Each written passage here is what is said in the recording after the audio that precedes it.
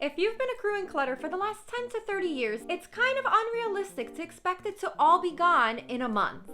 However, with these 5 tips, you can speed up the process to being clutter-free and feel a lot less stressed about this overwhelming process, simply by working smarter, not harder. Stick around, I have a very unconventional bonus tip for you at the end. When I first started my decluttering journey 7 years ago, I didn't even know decluttering was like a thing. I was just like, I have way too much stuff and I need to get rid of it. I literally purged random items all over my house. A nail polish here, some papers over there, a drawer in the kitchen. I was doing stuff.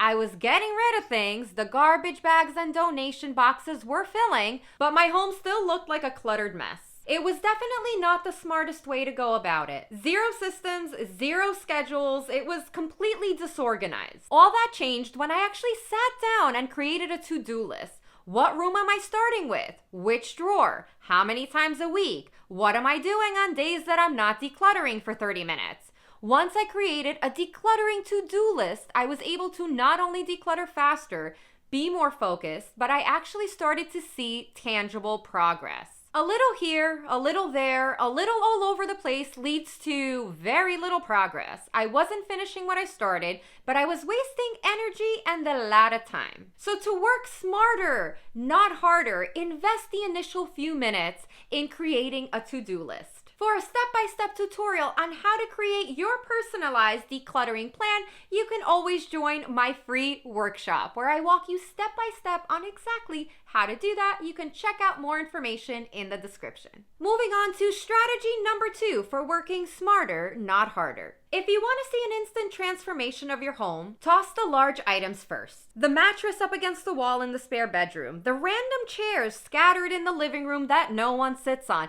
heck, even the coffee table that serves no purpose other than to attract the mail and other paper clutter. A few years ago, I had a coffee table and it was a magnet for surface clutter. Paper, cups, plates, knickknacks, and other random stuff. Literally a dumping ground for miscellaneous items. I was so frustrated by constantly having to clean it that I just donated the coffee table and haven't had one ever since. So focus on those large bulky items first so you can begin to breathe better in your home. If you're getting value from this video, contribute to my coffee addiction by smashing that like button. Moving on to decluttering smarter strategy number 3. Many people seriously underestimate the value of decluttering 1 to 5 items a day. It's this mindset of decluttering has to be the commitment of time, 15 minutes, 30 minutes, 60 minutes, and yes, to see larger results, that is true.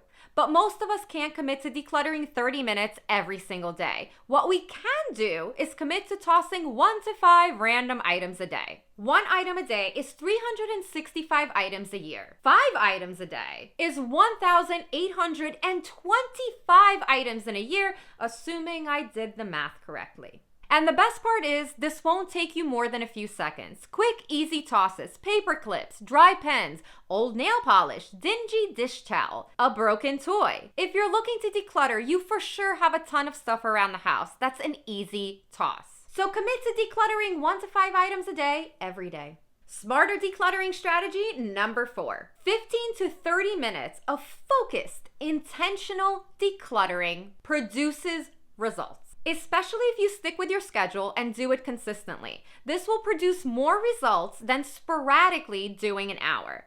The true essence of smarter, not harder is no marathons, just consistent sprints. It might not seem like much, but if you have speed and momentum, you can declutter 1 to 2 drawers easily.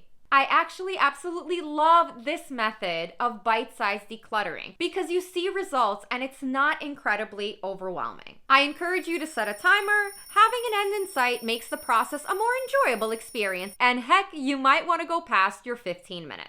Decluttering strategy number 5 is you want to get others to help. The more hands on deck, the faster this process will move. Bribe them if you have to. If those in your home are unwilling, at least invest in an accountability partner who helps keep you on track and motivates you to keep going. This can be a friend, a neighbor, or you can always hire an organization and decluttering coach like me for motivation and support. For more on how we can work together, you can check out the link in the description. And lastly, because you've stayed till the end of the video, I have a really cool bonus tip for you. It might seem a little unconventional. Get angry at your clutter. To achieve a clutter-free home, the most important thing is commitment. We are committed one day and not so much the next.